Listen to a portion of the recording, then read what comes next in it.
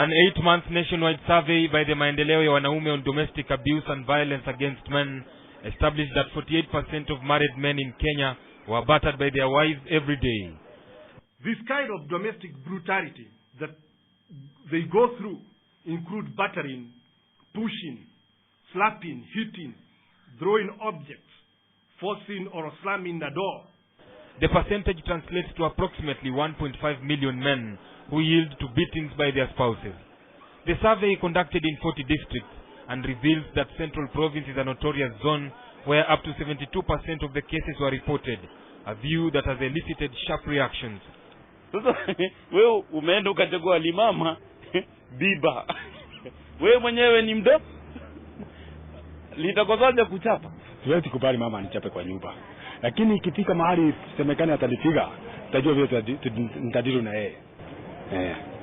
Of the 12,000 women interviewed in the 40 districts, 60% admitted they physically abused their husbands, states the survey. We have to understand that things are changing. I mean, it's not the Africa of the 1800s. This revelation comes in the backdrop of the recent sex boycott initiated by the G10 movement, which Njoka says is an acute breach of the conjugal rights. When there is a conflict in the house and a man is not able to resolve this conflict, then I don't think he's a man enough. These statistics that we have done countrywide, that it is women who have now the right or the upper hand to know how many children they are going to serve with their husband.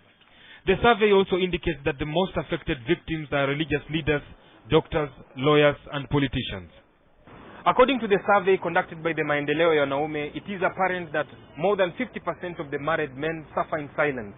Silence that may be having the connotations of the patience they go through as they persevere the slaps and the daily doses of beatings in the name of indiscipline. Peter Moss, KTN, Nairobi.